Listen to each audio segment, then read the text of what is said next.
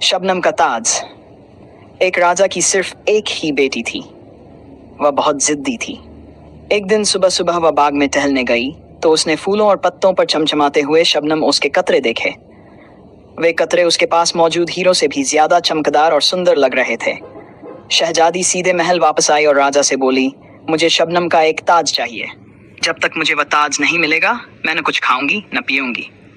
ये कहकर वह अपने कमरे में चली गई, दरवाजा बंद कर लिया और चादर ओढ़कर पलंग पर लेट गई। राजा जानता था कि शबनम के कतरों से ताज बनाना नामुमकिन है।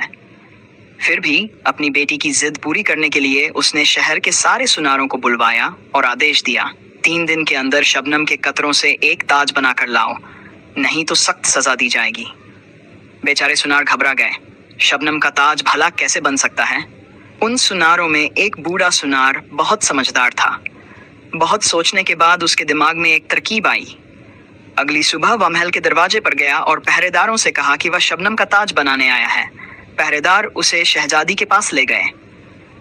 बूढ़े सुनार ने झुककर शहजादी को सलाम किया और बोला, बेगम, मैं आपका ताज बनाने आया हूँ, लेकिन मेरी एक छोटी सी गुजारिश है। कहो, क्या कहना चाहते हो? शहजादी ने पूछा। सुनार बोला, आप मेरे साथ बाग में चलें और मुझे वे शबनम के कतरे दिखाएं जो आप ताज में लगवाना चाहती हैं। जो भी कतरे आप मुझे पसंद करके देंगी मैं तुरंत उनसे ताज बना दूंगा। शहजादी उसके साथ बाग में गई। फूलों और पत्तों पर शबनम के कतरे चमक रहे थे, लेकिन जैसे ही वह किसी कतरे को छूती वह पानी बनकर उसकी उंगलियों से बह जाता। तब शहजादी को अपनी गलती का एहसास हुआ। उसने शर्मिंदा होकर बूढ़े सुनार से माफी मांगी और वादा किया कि अब वह कभी ऐसी जिद नहीं करेगी।